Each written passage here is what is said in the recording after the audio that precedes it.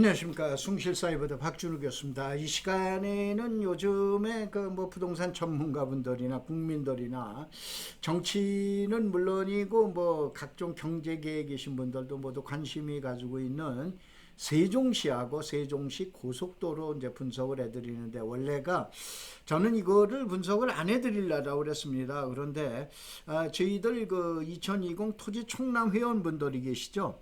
이 회원분들에게 약 한 200명 모이셔서 2주에 걸쳐서 교육을 해놨는데, 나머지 한 400명 정도 되시는 분들이 교육을 못 받으셨습니다. 그래서 이분들이 코로나 관련돼 있어서 모이는 거를 상당히 좀 꺼려 하시기 때문에 동영상으로 강의를 해줬으면 좋겠다라고 그래서 이 시간을 빌려서, 땅구나 깨로는 시간을 빌려서 일단 세종고속도로 전 구간에 대한 IC 분석을 주종으로 해서 설명을 드리도록 하겠습니다. 다만 여기에 나와 있는 내용은 일부 유튜버들이나 또 아니면은 또 인터넷에 회자된 내용이 전혀 아닙니다. 아마 새로운 내용들이 상당히 많이 나올 것 같습니다.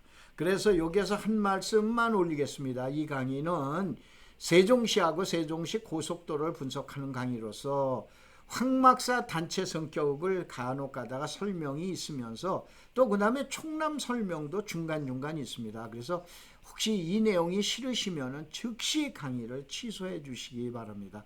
부탁의 말씀을 드리겠습니다. 자, 요거를 이제 2번 내지 3번에 걸쳐서 설명을 드릴 텐데, 우선은 세종시를 이해하세요. 경기도 안에 용인시가 있죠. 아니면 경기도 안에 행정적인 연관성은 별로 크게 가지고 있지는 않습니다만 인천광역시가 포함되어 있다고 보셔야 되죠. 그런데 여러분 혹시 세종특별자치시 그러면은 세종특별자치시가 여러분들 행복도시라고 그러죠. 행정중심 복합도시하고 같은 이퀄으로 생각하시면 안 됩니다. 두 군데는 성격이 다릅니다. 그래서 보편적으로 이제 첫째 세종시 그러면은 바로 요 행정중심 복합도시를 중심으로 하는 예정지역이라고 있어요. 그 예정지역을 세종시라고 얘기하고, 넓은 의미의 그 세종시라고 그린 건 이 예정지역에다 주변에 있는 게 편입지역입니다. 이 주변의 편입지역을 합쳐서 세종시라고 얘기함을 여러분이 잘 유념하시기 바랍니다. 그래야만 여러분이 세종시의 도시계획이나 모든 계획을 이해를 하심이 여러분들 올바른 지식인 것 같습니다. 특별히 현재까지 오늘 강의를 해드리는 날짜가 8월 17일 날짜인데 약 34만 6,217명이 현재는 거주하고 있습니다. 세종시의 장기적인 목표는 저희 80만 인구를 목표로 하고 있고, 특별히 요 같은 우리가 보통 얘기하는 행복도시, 행정중심 복합도시의 예정 지역에만 약 50만 명의 인구가 인입될 것을 목표로 해서 계획을 수립하고 있다고 보시면 되십니다.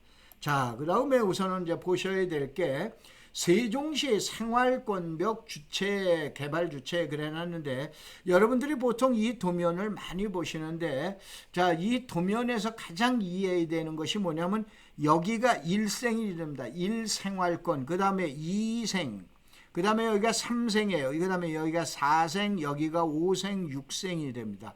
무슨 얘기냐면은 생활권별로 해서 여기에 화면에 나오는 것처럼 개발에 대한 내용이 다름을 갖다가 여러분이 우선은 이해하고 계셔야 돼요. 그 다음에 이 개발 내용을 갖다가 봤을 때 많은 분들이 최근에 장기면, 소위 말해서 장군면이죠. 옛날에는 장기면이었는데 장기면이나 또 현재 장군면이나 옛날에 이제 반포면, 여기도 원래가 이 지역들은 공주시에서 세종시로 편입된 지역들입니다. 예전에는 연기군에다가, 여러분 보통 아시는 조치원 있죠. 연기군에다 청원군에서, 지금 청주시죠. 여기 부강하고, 그 다음에 금남면은 이제 대전광역시에서, 그 다음에 반포와 장기면은 의당면 일부는 어느 쪽에서 왔냐라고 그러면 공주시에서 편입을 해서 세종시, 넓은 의미의 세종시가 탄생이 된 거예요. 그런데 가장 많이 여러분 아마 얘기 들으시는 게 장기면, 소위 말해서 장군면을 그려놨는데 왜 그린가를 갖다가 여러분이 아마 두 번째 화면을 보시면은 그 지역을 찾을 수밖에 없구나라고 그랬는데, 여러분 보편적으로 이 가운데 있는 조그만 선을 실핏줄로 보면 됩니다. 자체 내의 도로요. 봐보면 1생활권이 가장 많이 모여 있죠. 그 다음에 2생활권, 그 다음에 3생활권, 4생활권, 5생활권, 6생활권이에요. 잘 아시는 대로 6생활권은 산업단지라고 보통 우리가 얘기하는 공단이라고 보시면 돼요. 그럼 어떻게 되냐? 자, 이 부강현도 쪽으로 뭐가 내려냐? 경부고속도로, 그 다음에 중부고속도로가 내려가서 청원 IC에서 만나게 되죠. 사실은 이 현도가 제가 진로그룹에 있을 때 이쪽에 여러분들 카스맥주 공장이 바로 이 현도 청원 IC에서 딱 2km 떨어진 데인데, 참고로 얘기하면 88년도에 제가 저걸 한 평당 얼마냐면 9,800원을 평당 계산을 해서 이 땅을 매입합니다. 혹시 이쪽에 고향이신 분들 잘 아시겠습니다만, 여러분들 전이면에 가면은 아마 유명약국이라고 아시죠? 얼마나 약국이 유명하면 여러분들 옛날에 새마을호가 전이에서 새마을호가 쓰는데, 그것이 유명약국을 찾아가는 인구가 그렇게 많아서 바로 새마을호까지도 섰던 내용이 전이인데, 이 전이에 유명약국이 있어요. 그래서 대전에 아마 유명학원이 있을 거예요. 제가 그래서 유명학원에 가서 이 부지를 계약한 것이 지금 현재 카스맥주가 나온다고 보셔야 돼요. 이 얘기를 설명을 드리는 건, 이미 저는 80년대 후반서부터 이 지역을 샅샅이 뒤져서 이 지역에서 우리나라에서 가장 많이 최고의 유명한 카스맥주 공장을 어떻게 입지 선정했나를 그 과정이 있었기 때문에 이 지역을 아마 다른 분이 설명하는 것보다는 여러분들 아마 실감 있게 설명이 될 것 같습니다. 분명히 이게 장군면이라고 하는데, 옛날에 장기면 여기 저 가봤습니다. 가봤는데 이것이 어떻게 되냐? 밑에는 유성에서 가야 돼요. 유성에서 올라가야 되고, 그 다음에 조치원에서 내려가야 됩니다. 아마 옛날에 계신 분들, 이게 현도나 부강에서 직접적으로 들어가는 길이 없었습니다. 있었으면은 제가 장기면에 물이 좋았기 때문에 어떻게 되냐? 카스맥주가 장기면, 현재 장군면에서 나왔겠는데, 이쪽 일대 부강에 이제 그 지금 온천수도 있고, 그래서 물이 좋아서 바로 이 지역에다가 카스를 갖다 선정한 걸 참고로 말씀드리는데, 바로 뭐냐면 이쪽 지역이 열악합니다. 교통에 대해서 열악함에도 불구하고 왜 그러냐? 자, 여기 화살표를 그려놨습니다만은, 우리나라에서 세종시만큼은 특별하게 1생활권 개발 끝났어. 그럼 2생 끝났어. 3생이에요. 현재 3생을 거의 마무리돼 가지고 이제 4생으로 넘어가고 5생으로 넘어가고 6생으로 넘어갑니다.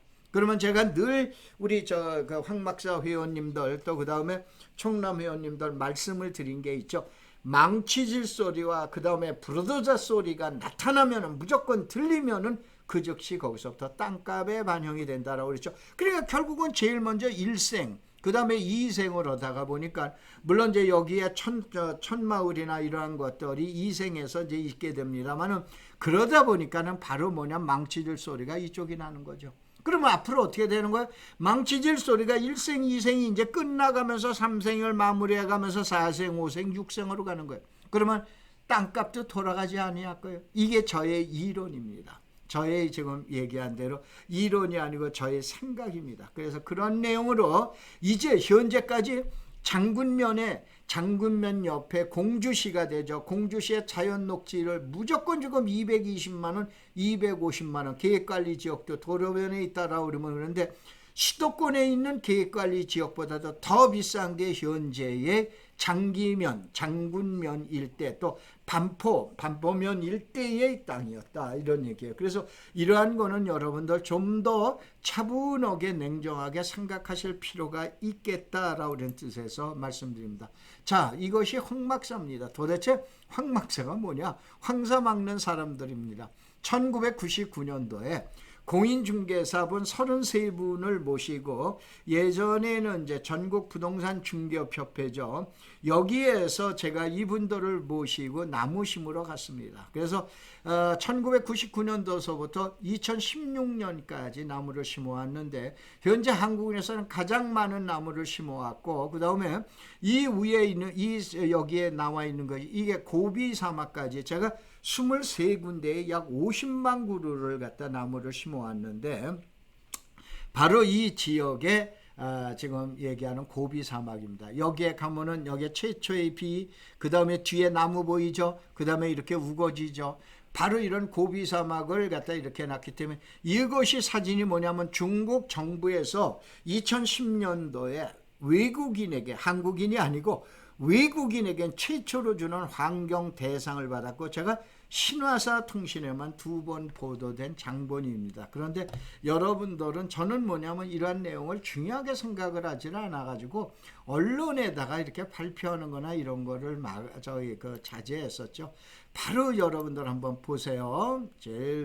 우선은 두 번째 봐보면은 거기까지 얘기를 들으시고 여기 행정중심 복합도시가 있어요. 그 다음에 이제 조치원이 있다라고 그랬죠. 그러면 결론은 어떻게 된다? 지금 한 바퀴를 돌아서 위로 올라가게 되면은 연동이라고 그러는 데가 나옵니다. 이제 이게 연동은 이제 현재의 면소재지죠. 그 위가 조치원이 됩니다. 이 조치원으로 해서 나가게 되는데 여기에다가 요 파란 점을 한번 보세요. 이게 세종고속도로의 연기나들목입니다. 왜 그런데 이쪽 분들이 저의 생각에서는 전이 전동 나들목 인터체인지 그러면 많은 사람들이 더 지역에 대한 홍보가 있었을 텐데 왜 연기 나들목이라고 그랬는지는 모르겠습니다. 하여간 연기 나들목이 이와 같은 북쪽에서 나타납니다.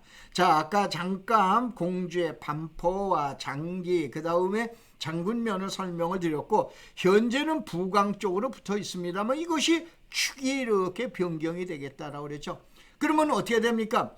만약에 세종시를 80만 인구에다 그 다음에 국회가 내려가고 그 다음에 청와대가 이건 내려간다고 해서 중요한 게 아닙니다. 산업단지를 만들어야 됩니다. 그 시설이 지금 육생활권에 입주하게 되거나 그리고 세종고속도로가 2024년도에 개통이 되거나 그렇게 되면 어떠한 현상이 나온다? 이제서부터는 북쪽의 시대다 이거예요.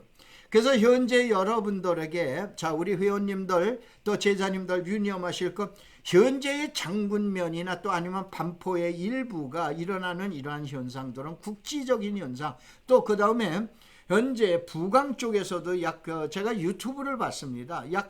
계획관리지역이 도로변에서 250, 300이다라고 그러는데 이거는 글쎄요 수도권에다 비하면 월등히 높은 가격을 형성돼 있음을 여러분이 유념하시기 바랍니다.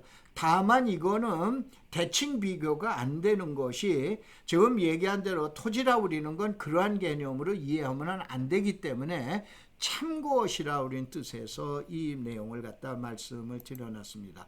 그래서 다시 한번 세종시를 분석하는 전문가분들은 남쪽은 비싸고 북쪽은 땅값이 싸다라고 그랬는데 그러면 잠깐 아까 보셨죠?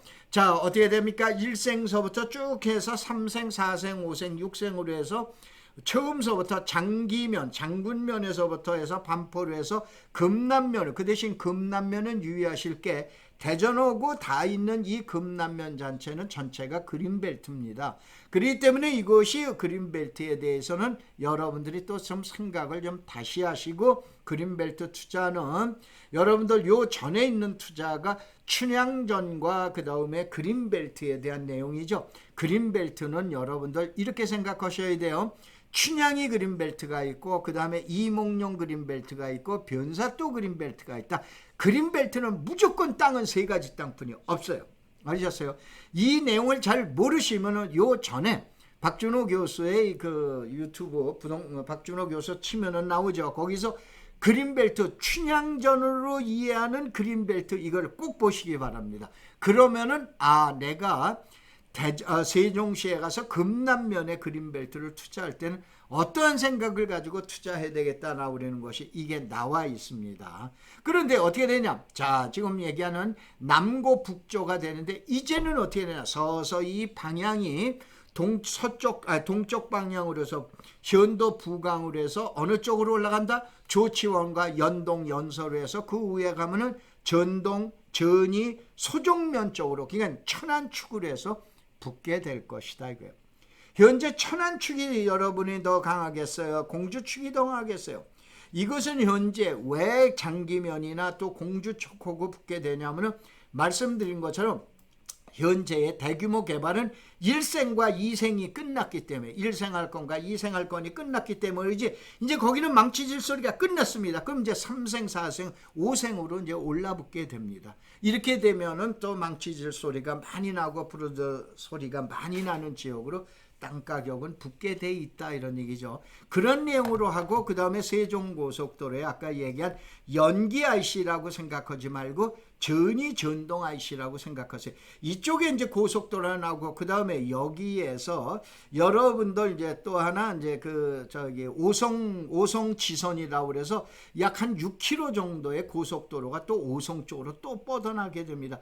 그 맥이 어디냐? 그 정도 중앙에 정션 체인지 나오는 것이 전이 전동이라고 이렇게 보시면 되십니다. 자, 그래서 요 도면을 가지고 보셨을 때 이젠 북쪽을 보는 시대가 됐다 이거죠. 북쪽을 보려면은 지금 얘기한 대로 여기 써놨습니다. 조치원, 전동, 전이, 소종, 그 다음에 여기는 공주의 정안이 돼요. 정안이 되는데 이게 밤이 많이 나오는 데죠. 그 다음에 여러분들 아산시에 가면 아산시에서 가장 적은 것이 송악이라고 그러는 데 있어요. 송악면이 있어요. 그 다음에 광덕과 풍세 이쪽 지역이 어디입니까? 천안시에서 가장 또 외진 지역이에요. 그 다음에 자, 이 경부고속도로를 기준으로 해서 내려가면서 여러분들 천안시가 오른쪽에 있으니까 왼쪽도 천안시죠. 거기가 성거 입장, 성거 북면에다 그 다음에 성남면, 수신면이 있어요.